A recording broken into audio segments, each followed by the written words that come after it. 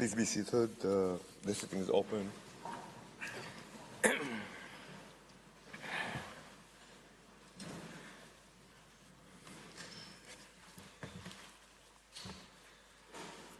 The court meets this afternoon to hear Belize, Bolivia, Brazil, and Chile on the questions submitted to it by the United Nations General Assembly. Each delegation is kindly asked to respect the 30-minute time allocation for its presentation. This afternoon, the court will observe a short break after the presentation of Bolivia. I shall now give the floor to the representative of Belize, His Excellency Mr. Asad Shuman.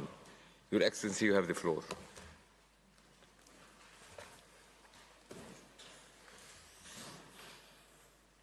President, members of the court, the Palestinian people have an inalienable right to self-determination and complete independence, which has always been systematically denied to them. The League of Nations mandate territories had a right to independence, which was realized for all of them except for Palestine. The UN Charter enshrined the right to self-determination for the protection of all peoples, except in practice for the Palestinians, more than half of whom were massacred or driven off their land in the 1948 Nakba. Their land was partitioned, and half of it allocated to a new state that promptly extended it to 78% by brute force. In 1967, just 7 years after Resolution 1514, Israel commenced its still continuing occupation of the entirety of the remaining Palestinian territory. Since then, Israel has, through systematic manipulation of negotiations to undermine the presumed objectives, ensured that the Palestinian people are prevented from ever exercising that right. Israel cannot be permitted to continue flouting one of the most fundamental principles of international law with impunity. Impunity breeds inhumanity. The right of the Palestinian people to self-determination is violated in many ways. I will focus on 3. First, the exclusion of Palestinians from any part of the Palestinian territory denies their right to territorial integrity, which is an essential part of the right to self-determination. The Palestinian people have a right to self-determination within the entirety of their territory. Yet Israel has systematically removed and excluded Palestinians from parts of the territory. It has separated Gaza from the West Bank and prevented the free movement of Palestinians within the Palestinian territory. It has prohibited the return of Palestinians to their homes and property and established exclusionary illegal settlements in the West Bank, including East Jerusalem. This is especially egregious because many of these almost 700,000 state-supported settlers are continuously terrorizing and forcibly displacing Palestinians from even more of their territory and engaging in pogroms against them. Second, Israel denies the existence of Palestinians as a people.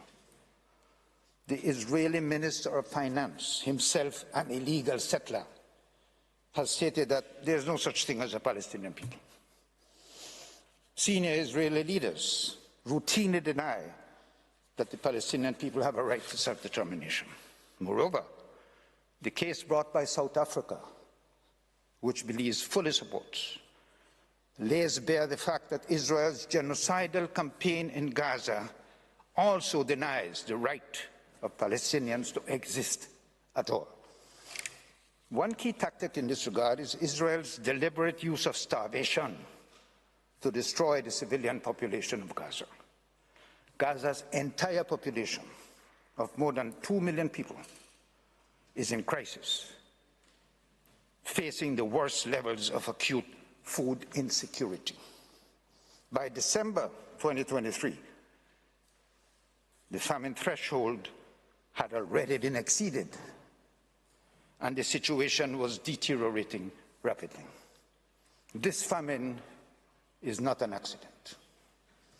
Indeed, senior Israeli officials have already clearly stated their intent to deprive civilians in Gaza of food and water. In its planned erasure of the Palestinian people, Israel is also destroying Palestinian cultural, educational, and historical institutions in Gaza.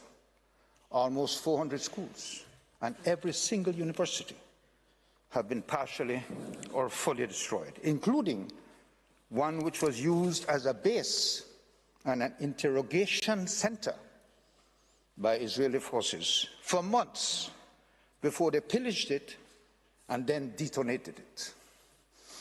The intention is to erase all trace of Palestinian life and culture, to destroy the very essence of what makes the Palestinian a people. The message is clear. The total culture of Palestine must be destroyed, and they must have no future in Gaza. Third, Israel is using forcible action to deprive the Palestinian people of their right to self-determination, freedom, and complete independence. This includes the right of the Palestinian people freely to determine, without external interference, their political status and to pursue their economic, social, and cultural development. Israel's forcible action that denies the right to self-determination consists of institutional, coercive policies and practices that exert authority over and oppress the Palestinian people. These include the complete control exercised over Palestinian natural and economic resources, the institutionalized and racist apartheid, and the systematic and excessive use of force, arbitrary killing, and mass incarceration of Palestinians, including children. It also includes action taken by Israel to deny Palestinian political participation by criminalizing political speech and membership of or connection with Palestinian political parties. As the UN rightly says, by depriving Palestinians of their fundamental rights, Israel has taken away their agency and ability to unite, self-govern, and develop as a polity. The consequence of this breach is that Israel must immediately, unconditionally, and totally withdraw from all of the Palestinian territory. Israel is determined to ensure that the Palestinian people do not now and do not ever exercise their right to self-determination. Israel considers itself an exception. No state reserves to itself the right to systematically violate the rights of a people to self-determination, except Israel. No state seeks to justify the indefinite occupation of another's territory, except Israel. No state commits annexation and apartheid with impunity, except, it seems, Israel. But Israel must not be allowed such blatant impunity. It must not be allowed to continue to inflict scars for generations to come on those that survive this Holocaust. Israel must be made to behave like all civilized nations. Stop violating international law and UN resolutions. Respect the right of the Palestinian people to self-determination. Palestine must be free. I thank you and call on Professor Philippa Webb to continue Belize's submissions. I thank His Excellency Mr. Asad Shuman. I now give the floor to Professor Philippa Webb.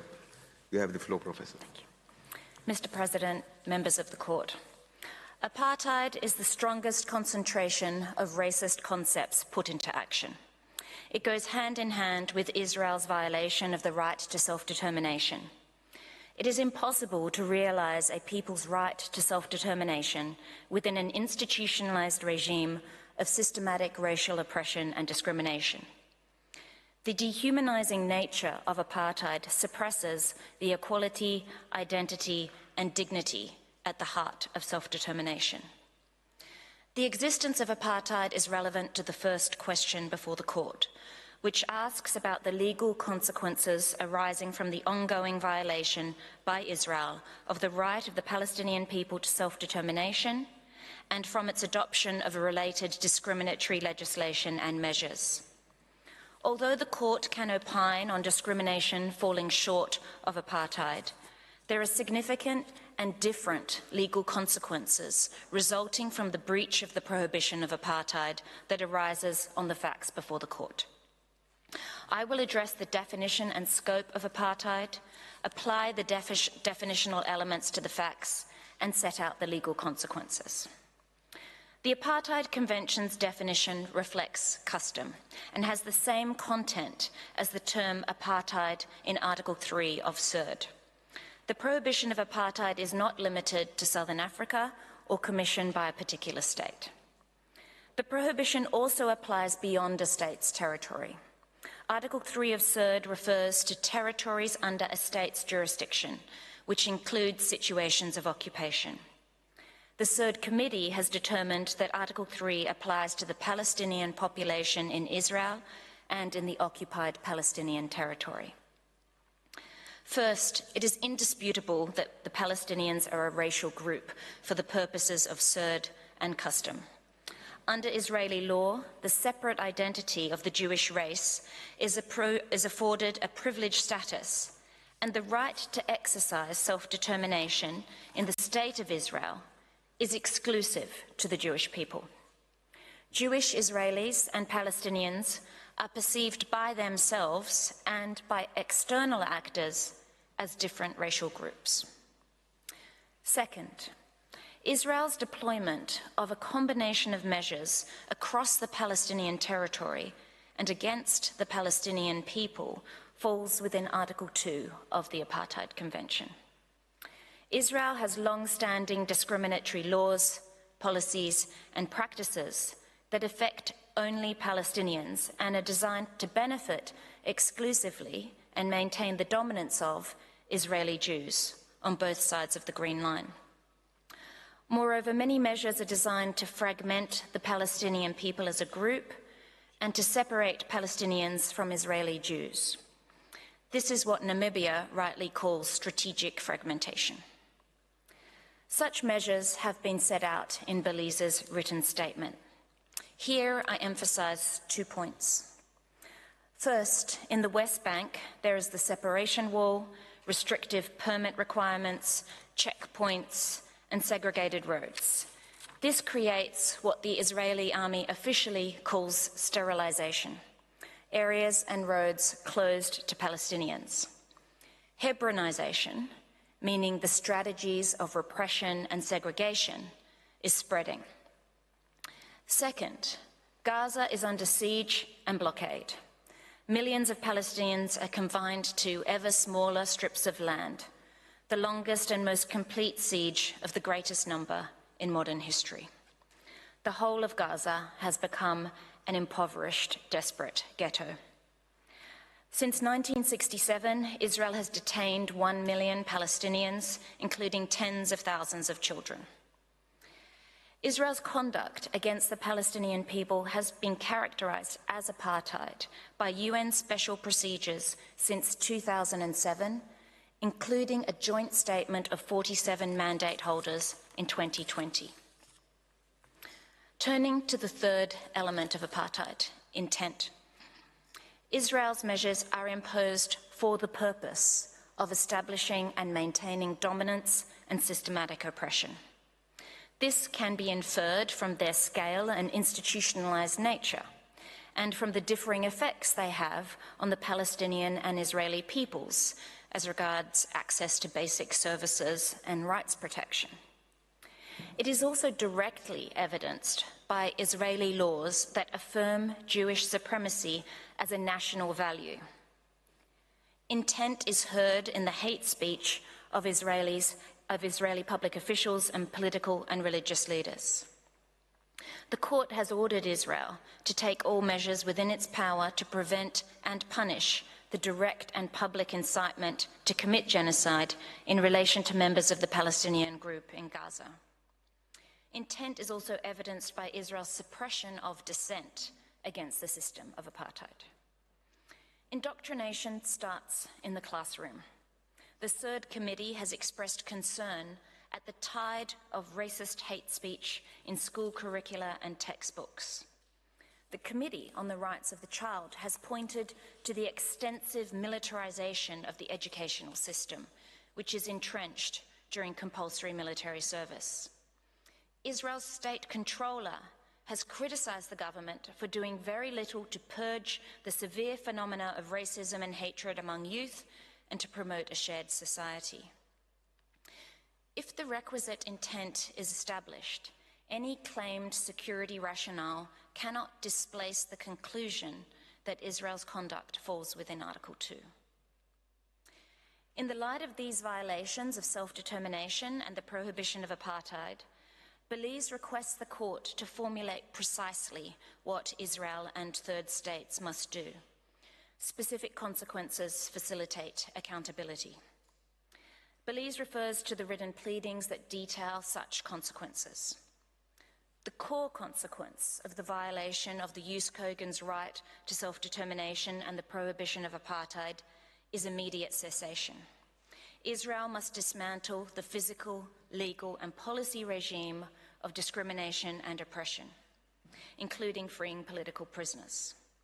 Evacuate Israeli settlers from Palestinian territories, permit Palestinians to return to their country and property, and lift the siege and blockade of Gaza. These consequences, taken collectively, mean that Israel must immediately, unconditionally, and totally withdraw from the entire Palestinian territory. This legal consequence applies irrespective of the outcome of the court's consideration of occupation and annexation. Israel must also make full reparation for the damage suffered as a result of its violations. Mr. President, members of the court, I thank you for your attention. Mr. Juradowicz will continue the submissions of Belize. I thank Professor Webb. I now will give the floor to Mr. Ben Juradowicz. You have the floor, sir. President and members of the court, I have the honour to address you on issues of occupation, annexation, and their consequences. On occupation, Belize makes 3 points. The first is that Israel is currently occupying all of the Palestinian territory. Secondly, the rules of international law applicable to determine whether the existence of that occupation is lawful are the rules on the use of force, the jus ad bellum. Thirdly, when those rules are applied to this occupation, it is evident that the occupation is neither necessary nor proportionate and is thus unlawful. On the first, Belize will concentrate today on Israel being in occupation of Gaza. That was the case before October last year and remains the case. In July last year, Belize submitted that a state could be in occupation of territory even if it no longer has soldiers in it, if that state could at any time they desired assume physical control of the territory and had the capacity to send troops within a reasonable time to make the authority of the occupying power felt. That was a tragically prescient submission. Israel has since 7 October certainly made its power felt, and not just in the form of responding to the attack on it. Its recent conduct is a continuation and intensification of its long-term control over, violence against, and incursions into Gaza. Israel controls who and what enters and leaves Gaza, including by air and sea, as well as the supply of water and energy. Gaza is under Israeli occupation and has been since 1967. I turn to the rules applicable to determining whether Israel's ongoing occupation of the Palestinian territory as a whole is lawful. The position of the United States is that the jus ad bellum determines the lawfulness of territory becoming occupied, but not of its remaining occupied. On that approach, an occupying power that has lawfully established an occupation would be unrestrained by law as to how long that occupation lasts.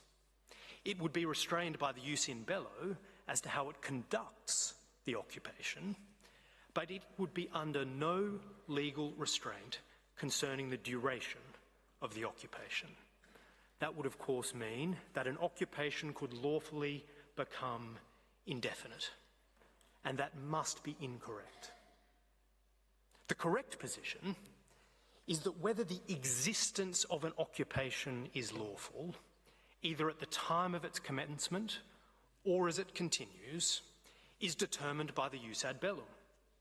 That follows from the fact that an occupation is a use of force. Even if a use of force is initially necessary and proportionate, once either of those two conditions ceases to be met, the continuing use of force will become unlawful. That applies as much to occupations as it does to any other use of force. Applying the rules on the use of force to this case, Israel's occupation of Palestinian territory in June 1967 has been unlawful from its inception. In any event, Israel's occupation is certainly not now necessary or proportionate. If the occupation was ever lawful, it was part of Israel's use of force against Egypt and Jordan in 1967. Israel signed a peace treaty with Egypt in 1979, and so its occupation of Gaza has been unlawful since at least that time. Israel signed a peace treaty with Jordan in 1994, and so its occupation of the West Bank has been unlawful at least since then. Guatemala has nonetheless argued in these proceedings that in light of the events of 7 October, Israel should not be required to cease its presence in Gaza or the West Bank. Concerning the West Bank, including East Jerusalem, on no conceivable basis could it credibly be said that Israel's continuing occupation of the West Bank is a necessary or proportionate response to the recent attack by Hamas from Gaza. Concerning Gaza, Israel's use of overwhelming force, including its ongoing occupation of Gaza, is plainly not a necessary or proportionate response to the October attack. In enforcing its occupation, Israel is committing breaches of international humanitarian law in both Gaza and the West Bank. They are not, however, the breaches that lead to the most important consequences in this case. The fundamental issue from which the most important consequences follow is that it is unlawful for Israel to be exercising any control at all in respect of Palestinian territory. That brings us to annexation. Whether a state has unlawfully annexed territory depends on two things. First, whether the state has physically seized the territory, and second, whether it has an intention to make the territory its own. The requisite intention can be evidenced by a formal declaration of annexation, but it can also exist implicitly if the state has clearly manifested its intention to hold the territory permanently under its dominion. That is what the court has described as de facto annexation. In one form or another, Israel has annexed all of the Palestinian territory. This is clear from the map you have seen used by the Prime Minister of Israel before the General Assembly last September that showed the West Bank and Gaza as part of Israel. For East Jerusalem, the position is the most straightforward, since Israel formally annexed it under Israeli law. For the remainder of the West Bank, it is hardly less obvious. Israel has occupied the entirety of the West Bank for 57 years with no plan for withdrawal or acknowledgement of any need or intention to ever withdraw. On the contrary, it has an increasingly active program of settling hundreds of thousands of Israelis in hundreds of settlements in the West Bank. These are permanent settlements on land that Israel is treating as its own. Israeli officials thus speak of all of the West Bank as land over which Israel is sovereign. These statements are matched by Israel's transfer of administrative powers relating to the entirety of the West Bank from its military to its civilian authorities. That is a clear manifestation of the progression from occupation to annexation. All of this is in the context of Israel refusing to recognise the existence of the Palestinian people as a people, or their right to self-determination and statehood.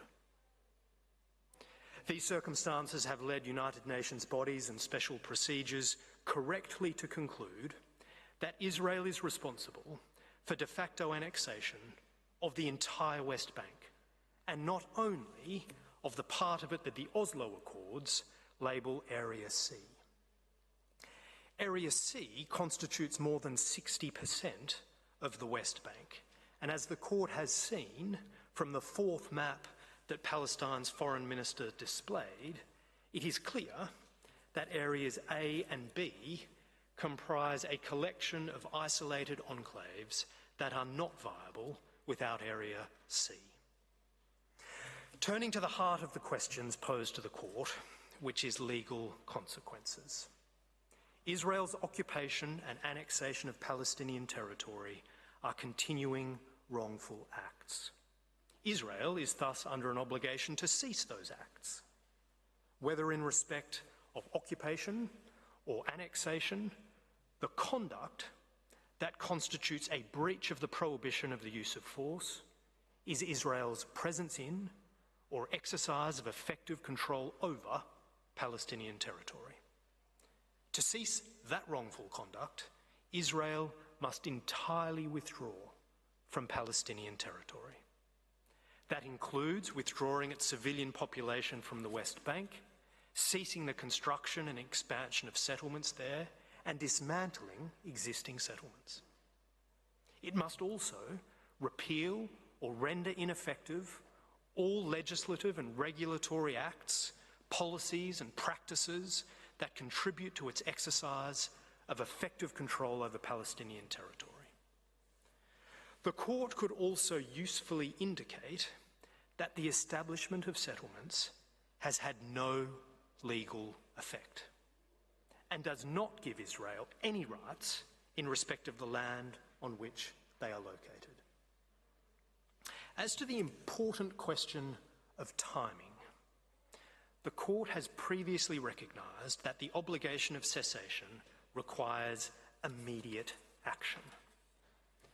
In the Wall Advisory opinion, the court drew attention to the need for efforts to initiate negotiations. Israel interprets this to mean that it can remain in Palestinian territory until a negotiated solution to the entire conflict is reached. Belize's written comments are devoted to explaining why that is incorrect. The core difficulty is that Israel is not entitled to remain in breach of peremptory norms pending a negotiated solution. It is therefore crucial that the court specify that Israel is required to withdraw from the Palestinian territory immediately, unconditionally, and totally. As for states other than Israel, they are under a positive obligation to recognise the illegality of Israel's continued presence in and control over the Palestinian territory. States also have duties not to assist Israel to maintain a situation that is in breach of peremptory norms and to regulate private actors to ensure that their conduct does not support Israel's illegal practices.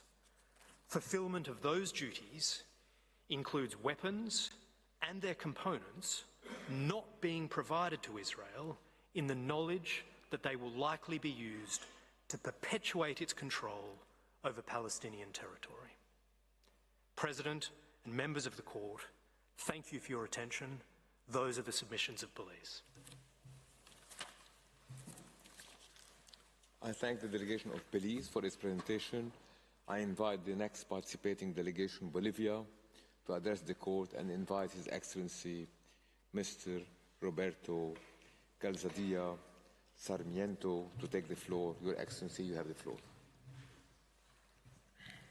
Mr. President, members of the Court, it's an honor to appear before you on behalf of the plurinational state of Bolivia to address an issue of vital importance for the international community.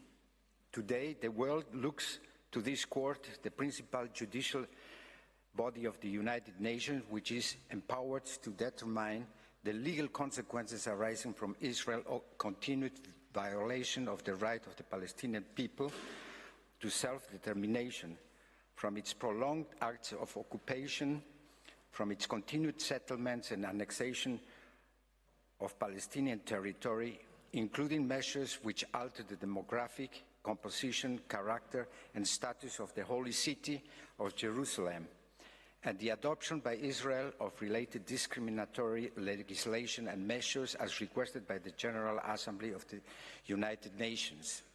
Bolivia considers Israel's ongoing illegal occupation to be in violation of international law. In particular, Bolivia considers that this Israel illegal occupation infringes on the right of the Palestinian people to self-determination, that violates through its prolonged occupation, settlements, and annexation of the Palestinian territory occupied since 1967. It violates the fundamental principle of international law, proscribing the acquisition of territory by force, and what it violates the international provision of racial discrimination and the establishment of a system of apartheid. Bolivia considers that the discriminatory measures of a colonial nature imposed by Israel prior to the legal status of the occupation are aimed at the dispossession of the Palestinian population and to the denial of their rights by altering the demographic composition, character, and status of the city of Jerusalem. The ongoing situation results in consequences and obligations for all states and for the United Nations. Bolivia considers that the court possesses jurisdictions to give the advisory opinion requested by the General Assembly based on the court's own settled jurisprudence. In this context, suffices to recall the court confirmed in 2004 that, I quote, "Whatever its political aspects, the court cannot refuse to admit the legal character of a question which invites it to discharge an essentially judicial task, namely an assessment of the legality of the possible conduct of states with regards to the obligation imposed upon them by international law." Close of brackets. It is in this sense that the court, at the highest instance of international justice, must clarify and affirm the obligation and rights of the states that international norms have established and that have now been requested in this advisory opinion as a guide for the action and powers of the United Nations General Assembly and the states. The right to self-determination is enshrined in Article 1(2) of the United Nations Charter. In 1997, General Assembly Resolution 2625 confirmed as put by this court in 2019, the normative character of its right under customary international law. Resolution 2026, the Friendly Relations Declaration, confirmed that the duty of each state is to refrain from any forcible action which deprives people of the right to self-determination and freedom and independence, and to promote, through joint and separate action, a realization of the principle of equal rights and self-determination of peoples. The continued siege of Palestinian people through Israel's illegal occupation, annexation and colonization since 1948 has systematically and forcibly discriminated, displaced and fragmented the Palestinian people by deliberately denying them their recognized inalienable right to self-determination and the right to return to their homeland, where the State of Israel is now illegally established. The illegal Israel occupation of the Palestinian territories constitutes a denial of its right, and in this sense, Israel violates the rights enshrined under international law. Almost 20 years ago, in the advisory opinion of the legal consequences of the construction of the wall in the occupied Palestinian territory, this court reminded Israel of its obligations under international law, reaffirming that it was bound to comply with its obligations to respect the right of the Palestinian people to self-determination and its obligation under international humanitarian law and international human rights law. Bolivia considers that the General Assembly Resolution 15 of August 2004 expands on fundamental aspects of this court advisory opinion on the legal consequences of the construction of the wall in the occupied Palestinian territory, including as regards East Jerusalem and its surroundings. Accordingly, they form part of the context to be considered in relation to the legal consequences of Israel policies and practices in the occupied Palestine territory, which we are analyzing during this period at the court. Thus, Mr. President, members of the court, Bolivia contains that the continuously depriving and denying the Palestinian people's right to self-determination for 75 years, Israel is in a clear breach of its international obligations. Mr. President, members of the court, Article 2 of the United Nations Charter contains a general rule against the unlawful use of force and states that members shall refrain in their international relation from the threat or use of force against the territorial integrity or political independence of any state or any other manner inconsistent with the purpose of the United Nations. The prohibition of aggression is binding on all states, and it constitutes a peremptory norm of international law.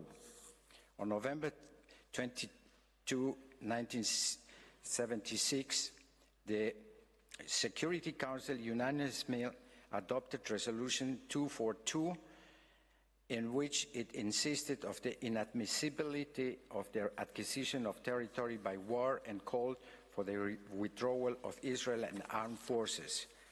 By the same token, Resolution 252 of 1968, the Security Council reaffirmed the point, considering that all legislative and administrative measures and actions adopted by Israel, including the expropriation of land and property therein, that tend to change the legal status of Jerusalem, are invalid and cannot change the statute.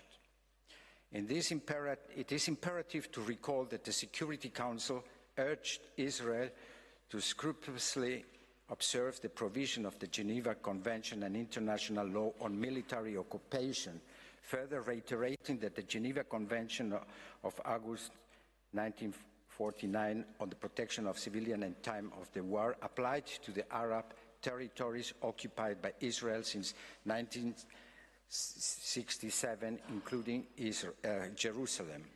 In particular, Article 49 of the Fourth Geneva Convention protects against colonization of occupied territory by providing that occupying power may not carry out the evacuation or transfer of any part of its own civilian population to the territory occupied by it. Yet the transfer of 750,000 Israeli settlers and the building of settlements in the East Jerusalem and the rest of the West Bank have been deliberately carried out with the intention of acquiring the territory through de facto and de jure annexation, including through colonization, confinement, and fragmentation of the occupied Palestinian territories.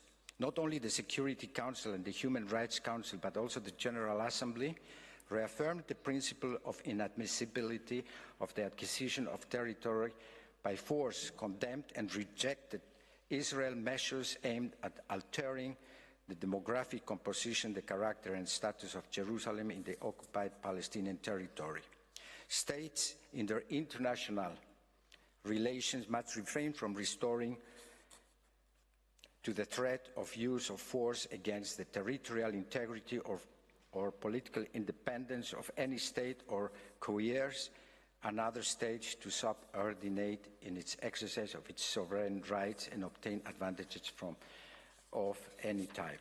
Bolivia considers that Israel colonial settlements in the occupied Palestinian territory, including East Jerusalem, the West Bank, the Gaza Strip, and the Syrian Golan, have been built by force through the imposition of institutionalized, racially discriminatory regimes, including apartheid, and though the denial of the exercise of the right of self-determination in contravention of international law. As a result, they must be considered illegal. Similarly, Israel occupations result from an act of aggression, and as such, it must be considered illegal under both jus in bello and jus ad bellum. The Committee on the Exercise of the Inalienable Rights of the Palestinian People in 2023 study of the illegality of the Israel occupation endorsed the growing body of evidence that Israel's belligerent occupation of the Palestinian territory is illegal insofar as it denies the inalienable right of the Palestinian people to self-determination, including the right to an independent state of Palestine. The occupying power lacks the right of sovereignty over the occupied territory, as confirmed by the principle of permanent inviolability of the rights of the protected population in the event of annexation, which is enshrined in Article 47 of the Fourth Geneva Convention of 1949. The occupying power cannot alienate the land or the properties of the occupied state. Thus, Bolivia considers that the Israeli colonialist occupations are clearly illegal according to jus in bello, an illegal occupation because there is in a violation of the normative order and the legal regime of the occupation, such as the principles of temporality, the prohibition of annexation by force, serious violations of human rights and the right to self-determination, inalienability of sovereignty, and the prohibition of racial discrimination. Court, Bolivia observes with concern that Israel's actions of persecution, oppression, and domination of the Palestinian people have been accompanied by systematic violations of fundamental human rights that have been observed by both the Security Council and the Human Rights Council. This includes a system of racial discrimination and a system of apartheid that has not abated despite repeated condemnation from the international community. The Human Rights Council has repeatedly called for an immediate protection of Palestinian civilians in the occupied Palestinian territory in accordance with human rights standards and international humanitarian law. It has further stressed all policies and measures adopted by Israel to limit access Palestinians to their holy sites, in particular in occupied East Jerusalem, on the basis of their national origins, religion, birth, sex, and any other status, violates the relevant provisions set forth in the Universal Declaration of Human Rights, the International Covenant of Civil Rights and Political Human Rights, the International Covenant on Economic, Social and Cultural Rights, and the Fourth Geneva Convention on the Protection of Civilians in Times of War. This measure must cease. Israel is under an obligation to cease its wrongful conduct. The international community has repeatedly condemned Israel's action, including through the United Nations, insofar as they hinder the exercise of the Palestinian right to self-determination. These have included the construction of illegal settlements in occupied Palestinian territories, the construction of the separation wall in the West Bank, and other measures that affect the daily lives of Palestinians. Bolivia has consistently joined these condemnations. Israeli occupations, both in the means and its purpose, does not fall within the framework of legality established in international law. The de facto annexation of territory imposed restrictions on where the Palestinians can live, travel, and as well as a racial, discriminatory, legal, and administrative regime that favors Israel settlers and deprives Palestinians on their most basic rights. The conclusion is unavoidable that Israel has used its prolonged occupation as a pretext to pursue its illegal objective of annexing the occupied Palestinian territories in violation of the Charter of the United Nations. Therefore, the Israel occupation must be considered illegal in its entirety.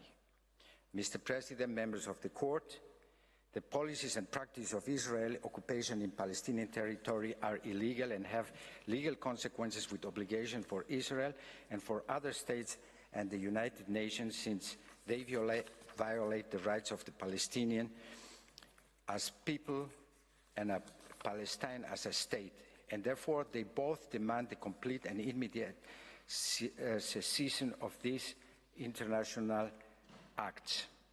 Bolivia considers that Israel, as the state responsible for this violation of international law, must cease the jure and de facto acts and policies that prevent the exercise of its rights to self-determination of the Palestinian people and fulfill its obligations to end the situation of illegal occupation and its discriminatory policies and practices designed and maintained to establish dominance in a peaceful, immediate, and unconditional manner. Therefore, Israel is also obliged to stop development of the atrocities of genocide committed more recently in Gaza and to comply with the provision measures set forth in the order of this Court in January 26, 2024.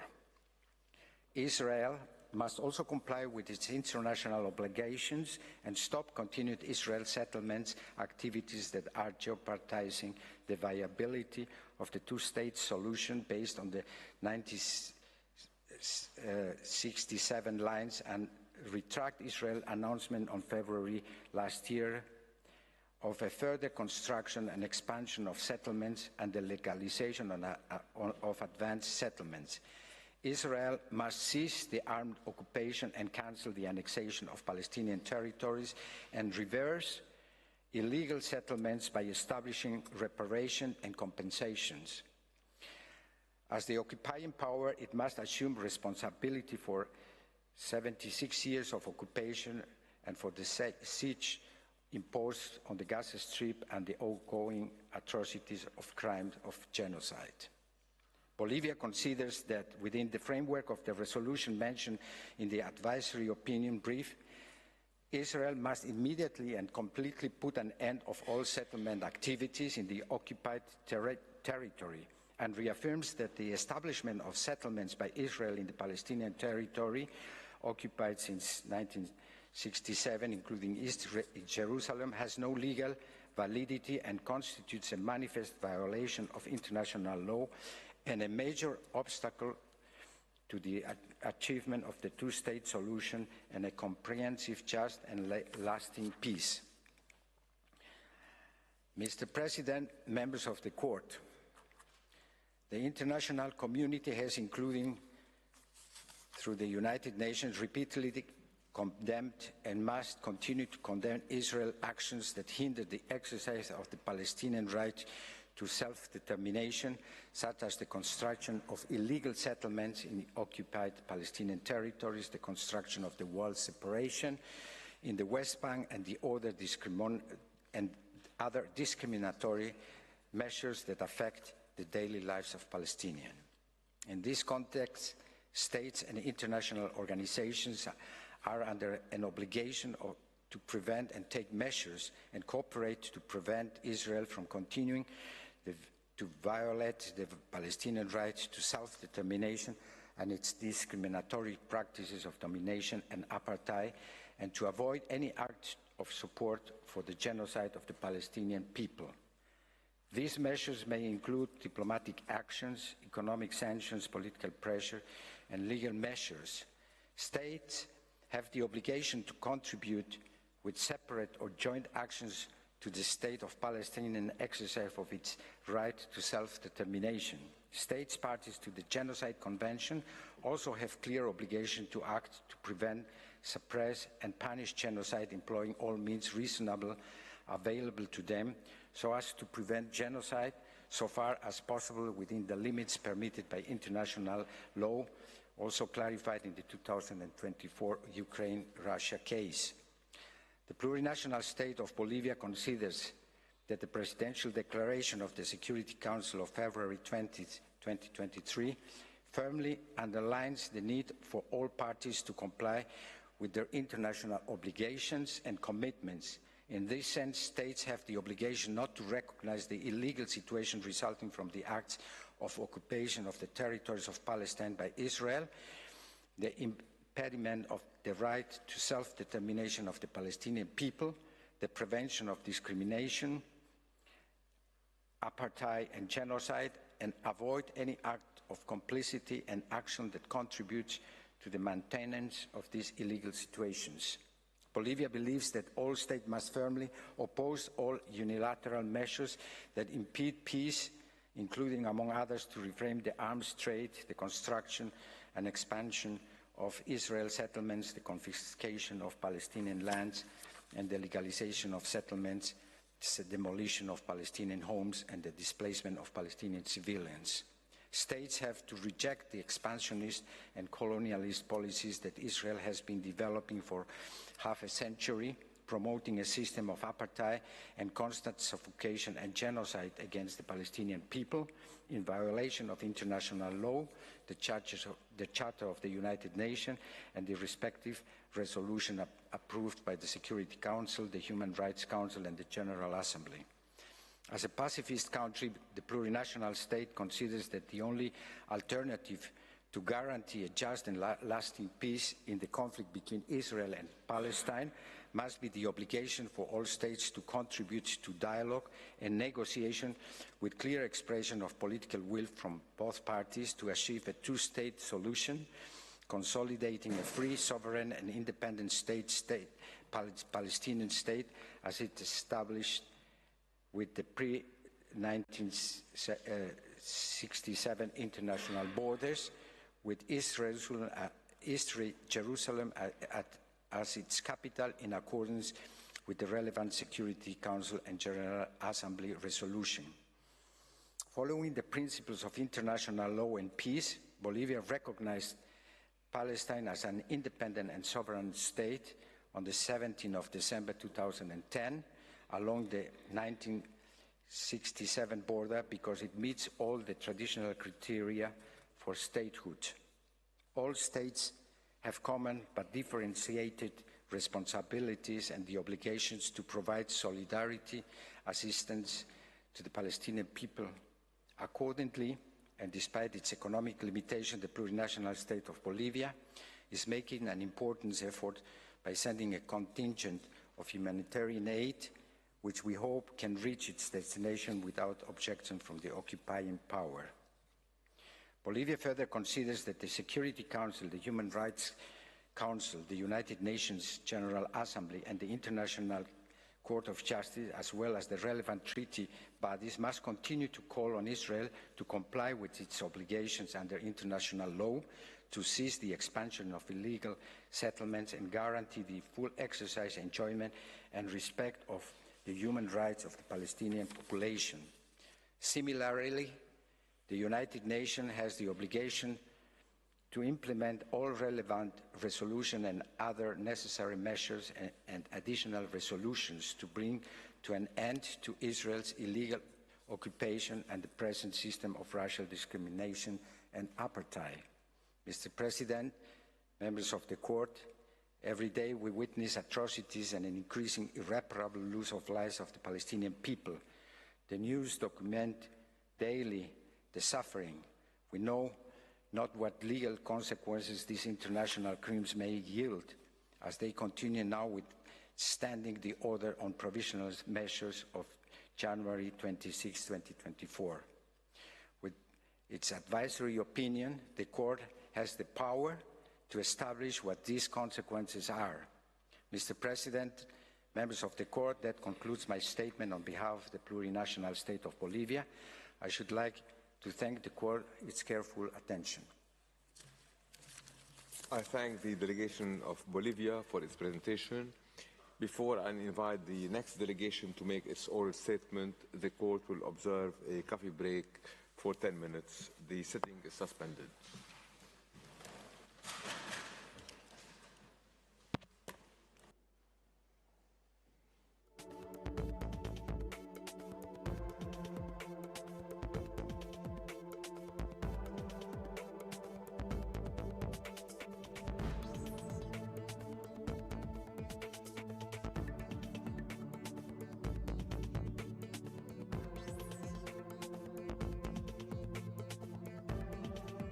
To address the Court and invite Mrs. Maria Clara Paula de Tosco to take the floor. Mr. President, distinguished members of the Court, it is an honor for me to speak on behalf of Brazil before the International Court of Justice, the main judicial organ of the United Nations. We are gathered here to fulfill another stage of a mandate conferred upon this Court by the United Nations General Assembly on December 30, 2022, when Resolution 77/247, entitled Israeli Practices Affecting the Human Rights of the Palestinian People in the Occupied Palestinian Territory, including East Jerusalem, was adopted. Through that resolution, the General Assembly tasked this Court with providing an advisory opinion in response to two main questions, which I quote. First, what are the legal consequences arising from the ongoing violation by Israel of the right of the Palestinian people to self-determination from its prolonged occupation, settlement, and annexation of the Palestinian territory occupied since 1967, including measures aimed at altering the demographic composition, character, and status of the holy city of Jerusalem, and from its adoption of related discriminatory legislation and measures. And second, how do the policies and practices of Israel affect the legal status of the occupation, and what are the legal consequences that arise for all states and the United Nations from this status? Brazil's decision to participate in this proceeding, presenting our written statement, and now speaking at this public hearing, stems from the country's historical commitment to abide by international law, to foster multilateralism, and to promote the peaceful settlement of disputes. The Israeli-Palestinian question has been one of the most pressing unresolved conflicts on the international agenda for decades. Israel's occupation of Palestinian territories, persisting since 1967, in violation of international law and numerous resolutions by the UN General Assembly and the Security Council cannot be accepted, let alone normalized by the international community. From Brazil's perspective, the current request for an advisory opinion addressed to the highest judicial body in the UN system could not be more timely. Brazil believes that the court's pronouncement is necessary so that not only Israel, as the occupying power, but also all countries seeking to align their conduct within the limits of international law and justice can have clarity on the legal implications of Israel's occupation and its policies and practices in the Palestinian occupied territories. It is not surprising, therefore, that over 50 countries have decided to participate in the proceedings concerning this advisory opinion.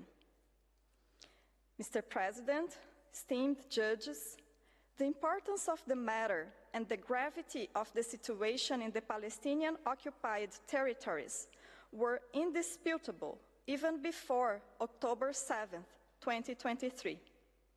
The tragic events of that date and the disproportionate and indiscriminate military operations that followed, however, make it glaringly clear that the mere management of the conflict cannot be considered an option, and that a two-state solution with an economically viable Palestinian state living side by side with Israel is the only way to provide peace and security for Israelis and Palestinians. We know that the current request for an advisory opinion has a defined, restricted scope, excluding political considerations, as well as the legal definition of the events of October 7 and subsequent military operations. The consequences of these recent events, notwithstanding, intrinsically linked to the Israeli occupation of Palestine, compels Brazil to mention them at this public hearing. I do not intend today to delve into the legal considerations that Brazil presented in its written statement in July 2023, already well known to this court. At this stage, I would like to highlight only its main points. On the jurisdiction of the court. According to Article 65, Paragraph 1 of the ICJ's statute, that this court is competent to issue the advisory opinion commissioned by the General Assembly, an equally competent body to request it.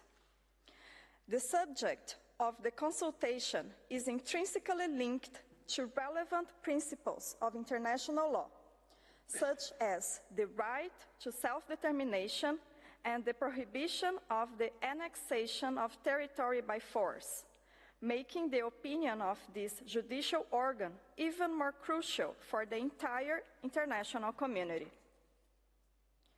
On the people's right to self-determination. The right of peoples to self-determination is enshrined in international law, including in the UN Charter, and widely recognized by the United Nations General Assembly. This court and the General Assembly have expressly recognized that the existence of the Palestinian people, as much as their right to self-determination, is indisputable.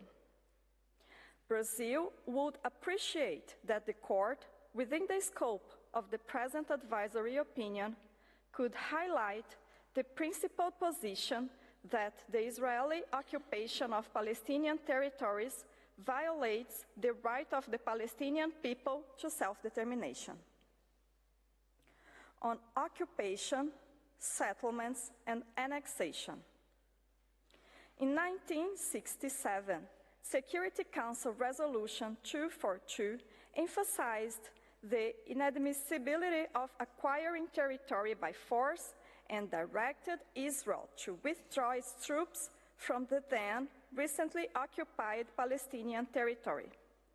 However, the occupation persists to this day and has been aggravated by the construction of the separation wall in Palestinian territory, the building of illegal settlements in the West Bank, and the annexation of East Jerusalem.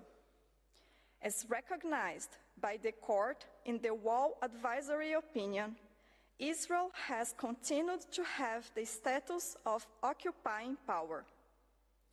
The prolonged occupation, settlement, and annexation of Palestinian territories, including measures aimed at altering the demographic composition, character, and status of these territories, including Jerusalem, violate relevant rules of international law.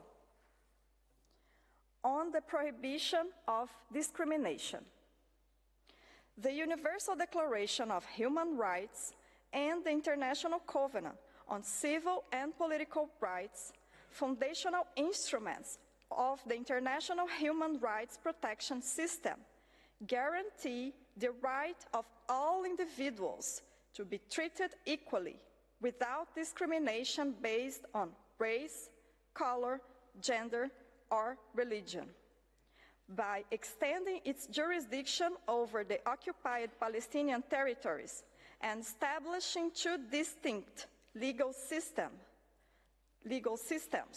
one applied to Israeli settlers and another imposed under military rule to Palestinians, Israel is practicing discrimination against the Palestinian population while impairing the recognition, enjoyment, or exercise on an equal footing of their human rights and fundamental freedoms.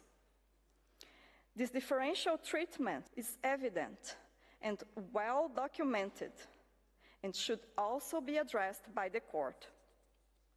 On the legal status of the occupation, Brazil expects that the court reaffirms that the Israeli occupation of Palestinian territories is illegal and violates international obligations through a series of actions and omissions by Israel. The confiscation of Palestinian lands, the destruction of Palestinian properties, the construction of Israeli settlements and of the wall, and the adoption of measures aimed at changing the demographic composition of areas within Palestinian territories must all be taken into account by the court. Those persistent practices are tantamount to annexation. On the legal consequences, the practices described above, which have persisted for decades, result in obligations for Israel, the occupying power, and for all other states seeking to conduct themselves in accordance with international law, as follows. For Israel, cessation and non-repetition. First of all, Israel must put an end to the occupation of Palestine. Its primary obligation is to cease and not repeat the acts and omissions by which it occupies and prolongs the occupation of Palestinian territories. Reparations. Secondly, according to the jurisprudence of this court, a state violating principles and rules of international law must provide due reparation. For other states, thirdly, the illegality of the situation creates obligations not only on the occupying power, but also on all states. Obligation of non-recognition. The main obligation is that all states must abstain not only from recognition of the situation, but also from acts that could imply such recognition. Obligation of non-assistance. No state should collaborate with Israeli actions or initiatives related to the illegal occupation of Palestinian territories. Obligation of cooperation. Finally, states must cooperate to bring an end through lawful means to the occupation at the earliest. Mr. President, distinguished members of the Court, in concluding my statement, I would like to highlight that Brazil is fully committed to complying with these obligations. We have been consistently advocating for a two-state solution, allowing for the creation of an independent, sovereign, and economically viable Palestinian state, coexisting with Israel in peace and security within mutually agreed and internationally recognized borders, which includes the Gaza Strip, the West Bank, and East Jerusalem as its capital.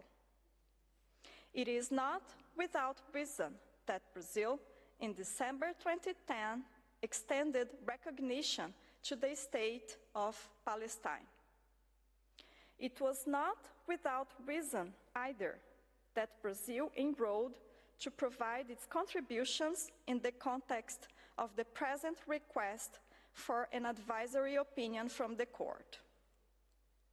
By providing its advisory opinion on the legal consequences of Israel's practices and policies in the occupied Palestinian territories, the Court will not only contribute to uphold international law, but also to the resolution of one of the most pressing issues on the international peace and security agenda.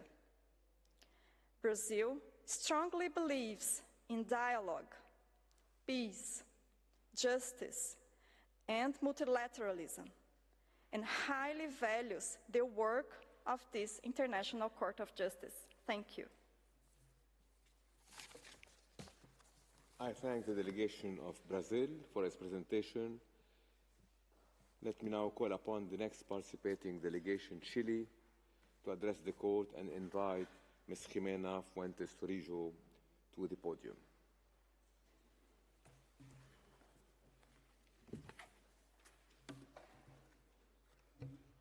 Thank you. Mr. President, members of the court, it is an honor for me to appear before you as the representative of Chile in these advisory proceedings. The two questions submitted by the General Assembly to the Court are of the utmost importance to assist the organs of the United Nations in fulfilling their responsibility under Article 1, paragraphs 1 and 2 of the United Nations Charter, namely, to take effective collective measures for the prevention and removal of threats to the peace, to bring about adjustment or settlement of international disputes or situations which might lead to a breach of peace, and to develop friendly relations among nations based on respect for the principle of equal rights and self-determination of peoples, and to take appropriate measures to strengthen universal peace. The situation that affects the occupied Palestinian territory may only find a satisfactory solution on the basis of compliance with the Charter of the United Nations, international human rights law, and international humanitarian law. The right to self-determination to which the Palestinian people living in the OPT are entitled plays a central role in the resolution of this long-standing conflict. It is our position that the Court should provide a substantive advisory opinion that may contribute to the strengthening of peaceful relations between Israel and Palestine by clarifying the applicable international law and the legal consequences arising from the violation of those rules. Chile appears today before the court in response to the invitation extended to all member states of the United Nations to furnish information on the questions submitted by the General Assembly. Two main considerations have prompted Chile to participate in these advisory proceedings. First, Chile, as a member of the United Nations, has the responsibility to contribute to strengthening the rule of law in the international community. The questions submitted by the General Assembly touch upon the basic principles of the rule of law. That is to say, the principle of the supremacy of law above the exercise of power and the principle of accountability. Second, Chile has continuously supported the self-determination of the Palestinian people and the two-state solution. Through decades of participation in the multilateral fora, Chile has consistently called all the parties to comply with their obligations under international law and to put an end to policies and practices that endanger the peace process. All this in a domestic setting where Chile is home to a large Palestinian community, the largest outside the Middle East, and to an important Jewish community, the third in South America. In 2011, the Chilean government, led by former President Sebastián Piñera, recognized the state of Palestine. And in 2012, Chile co-sponsored General Assembly Resolution 67/19, which accorded Palestine non-member observer state status in the United Nations. Chile would like to see the implementation of the two-state solution within internationally recognized and secure boundaries. And it is convinced that these advisory proceedings will assist in that process. Why? Because under the current status quo, there is no solution in sight. An advisory opinion may contribute to the process of changing the status quo, putting an end to the 56-year occupation of Palestinian territory and to the realization of the Palestinian people's self-determination. In this presentation, Chile will develop 3 points. First, the absence of compelling reasons to decline rendering the advisory opinion. It is a false dilemma that such opinion may impede negotiations between Israel and Palestine.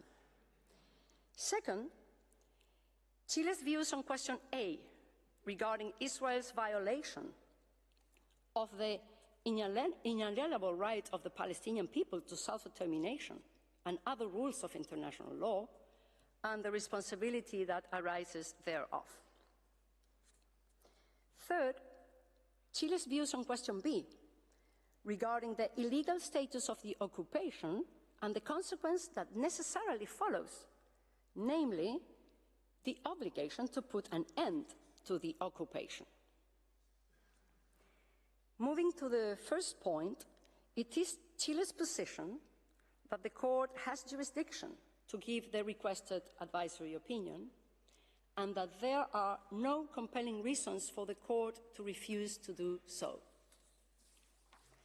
As already stated in its written statements, Chile considers that the fact that a legal question may also involve certain political aspects, or the fact that the parties concerned should pursue negotiations, does not bar the court from its jurisdiction. Indeed, complex situations, such as the Israeli-Palestinian conflict, are precisely the ones that can benefit the most from a clarification of the applicable law by this court. With regard to the principle of judicial propriety, which has been a matter of some debate in these proceedings, Chile underscores the fact that, by their very nature, advisory opinions do not resolve contentious disputes and does not share the view of a few other states that rendering an advisory opinion in this case would be at odds with the agreed negotiation framework dealing with the ultimate status of the OPT. While it is true that the Security Council has endorsed a political process based on a negotiation framework for the resolution of the Israeli-Palestinian conflict, it is also true that the Security Council itself has condemned all measures aimed at altering the demographic composition, character and status of the Palestinian territory occupied since 1967, including East Jerusalem, including inter alia, the construction and expansion of settlements, transfer of Israeli settlers, confiscation of land, demolition of homes, and displacement of Palestinian civilians in violation of international humanitarian law and relevant resolutions. Chile recalls that this court, in the Namibia advisory opinion, was clear in stating that an international instrument, such as a Security Council resolution, has to be interpreted and applied within the framework of the entire legal system prevailing at the time of interpretation.